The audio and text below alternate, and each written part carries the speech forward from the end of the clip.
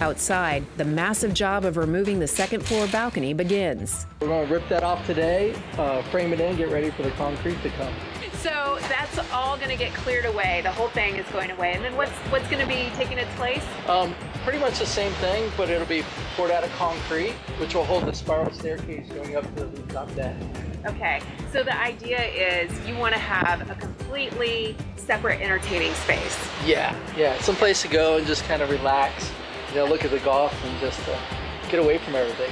Yeah, so you're going to be helping out back there today with the demo? A little bit. A little? Yeah, typically I get in the way, cause more damage.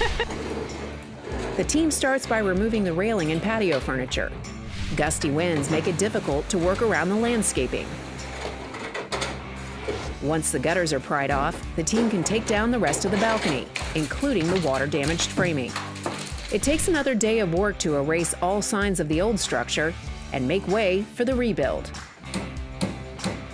Constructing the new second-floor balcony is no easy task. The team measures carefully and uses metal poles called shores to support the wood framing. It takes the crew the entire day, but once the framing is in place, it's full speed ahead. Concrete trucks out front, getting ready to pour the new lanai.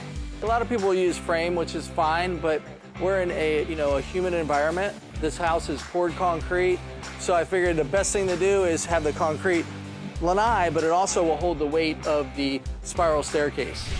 Contractor Jesse Hostetler says working this close to the water makes an already tough job even tougher.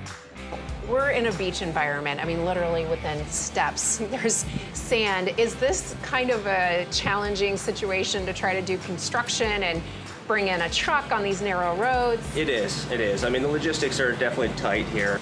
Just not having a lot of room to get around. We have to manually hand all the material back here. So that adds a degree of challenge to it. Plus we have a lot of trees here, so finishing the concrete is going to be a little bit of a challenge, but the guys have the right tools and the knowledge to do it.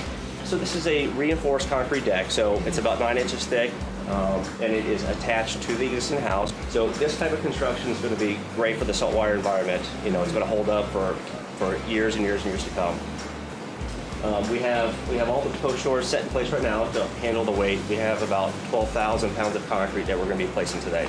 12,000 pounds. That's yeah. a lot. Yeah, yes. Concrete's 5,000 psi, so it's above the standard. It's going to hold up to the environment extremely well and prevent all the salt water from corroding the rebar inside.